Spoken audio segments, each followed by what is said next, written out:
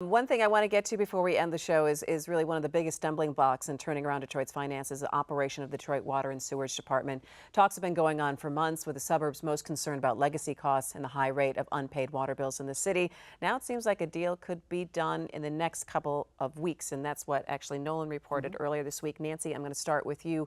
Talk to me about the significance of perhaps getting this deal done in the next 2 weeks, which coincides with the bankruptcy process. Well, in the first iteration of the bankruptcy plan, it included revenue from the water department under a regional authority. They would get $47 million a year in revenue from a regional authority.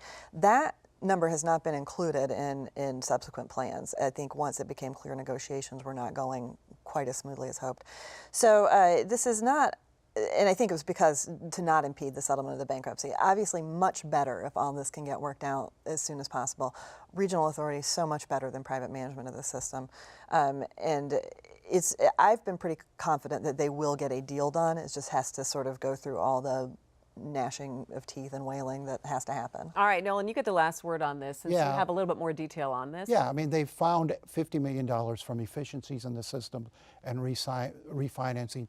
That money will be used to offset Detroit's expenses, its pension pay down expenses, free up $50 million they can use elsewhere, use in the general fund, use for whatever they want. That was key to getting this deal done, and the suburbs weren't about to pay a Detroit premium in the beginning, but now they've found a way to get that money out of the system so it doesn't have to come directly from ratepayers, and I think that's what sealed the deal. They've also limited future rate hikes to 4% a year. That was important to the suburbs, and they've created a six-person board with one appointee from each of the counties and the state and 2 from Detroit, but it'll take 5 votes on any decision before it can pass. And so that sort of soothed the suburban concerns. I think you're going to see a deal announced very quickly.